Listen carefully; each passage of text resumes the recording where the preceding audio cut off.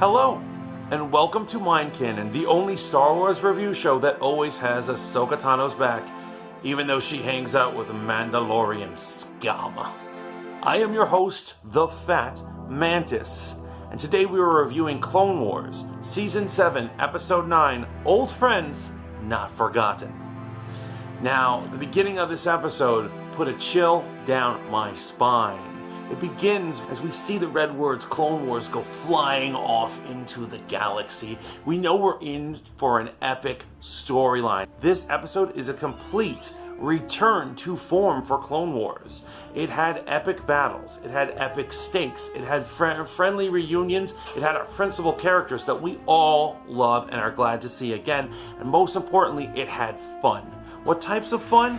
It had all sorts of things that broaden the mythology as a whole. An example would be when the stormtroopers painted their helmets to look like Togruta war paint. That was very awesome. It has a very playful, fun moment between Ahsoka and her former master Anakin when he hands her the lightsabers and he tells her he put an improvement in them and they turn out to be blue, which is a cool explanation as to how that ended up happening. And also, it had a beautiful fight sequence in the beginning when they are overtaking a bridge and there's just a swarm of clone troopers with jetpacks sailing through the land to their victory. It was breathtaking.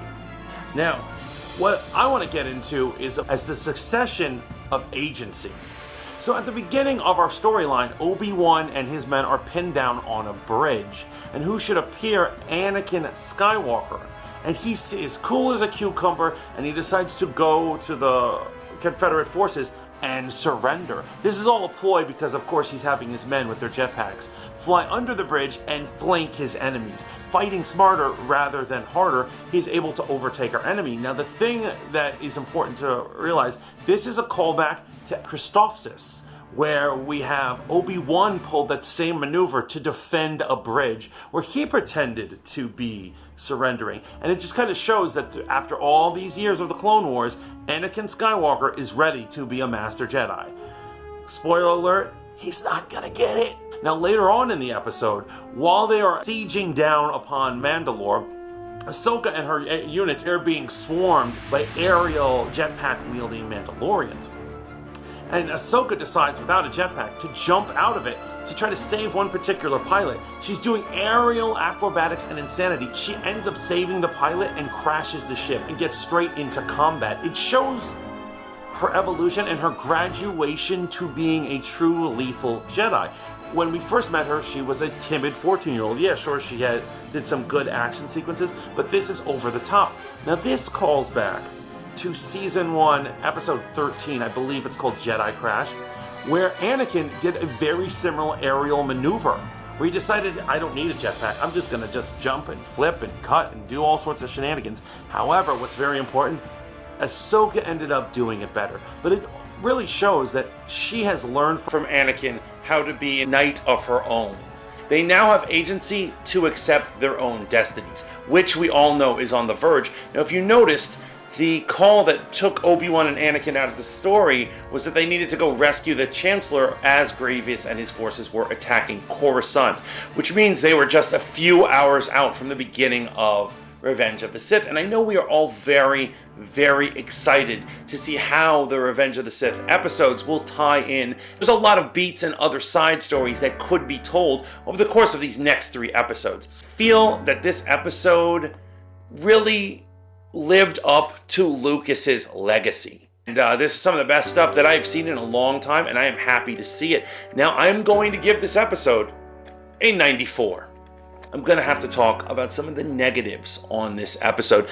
I do not appreciate that certain characters' fates are either off camera or in books or side comic books, and they decided to stick with those. Now, I know the other day I was ranting and raving about how books and comic books are not canonical, but for some reason certain ones are, and I'll give you an example. Asajj Ventress apparently will not be making any appearances at this finale of Clone Wars, despite the fact that she really deserves to be, because she was in a Dark Disciple book that apparently she dies in.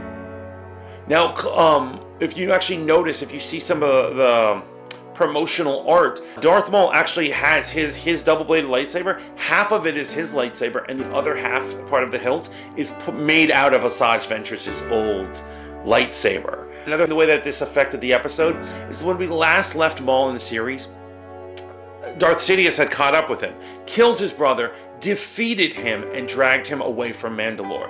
Now we see him back in charge as the secret ruler of Mandalore. Now, unless you've read the book, you don't really understand the connection. Is he working for Sidious? Did he escape Sidious and go back? Is Sidious stupid enough not to follow him back to Mandalore if that was the case? I really was hoping that within these 12 episodes, they could have answered some of this, at least in a throwaway line from a side character. But instead, they decided to waste our time this season with characters like Trace and Rafa and the Bad Batch.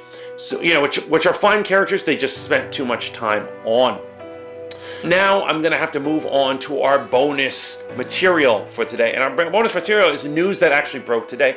Now, apparently, the co-creator of the Netflix original series Russian Doll has been rewarded with a Disney Plus series. She's going to be making a Star Wars series. Her name is Leslie Headland, and she's doing a, not feminist, but a more female-centric, certainly female main characters, Star Wars thing. And they have not discussed which characters or what she's touching down on. Now, I have high hopes. And I used to joke around this, but I have high hopes that this is going to end up being our Zori Bliss and Commander Konnik's show that I would love to see. We want to see Zori Bliss, most beautiful eyes in all the galaxy, or at least that galaxy, not ours. And we've got Commander Konnik, who's Billy Lord, and we would love to see her continue Star Wars legacy. Side character like Babu Frick. This series sells itself. That's what I'm hoping it's gonna be, but really, the way they just give every character and their mother a show nowadays, I really don't know what it could. It could be one of the janitors. It could be the Broom Boy show.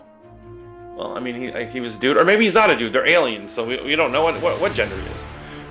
But that is our episode for today. What did you like about this episode? Do you have any predictions for what is going to happen? I personally feel that the actual fate of Ahsoka and how she dodges Order 66 has been heavily foreshadowed. And I think it's right there. What do you guys think? Please let me know in the comments. Remember to like, share, and subscribe. Remember to keep tuning into Voice of the Fat Mantis for more Mind Canon, more science fiction reviews, more Star Wars shenanigans, and more living the dream. Until next time, ciao for now, my friends.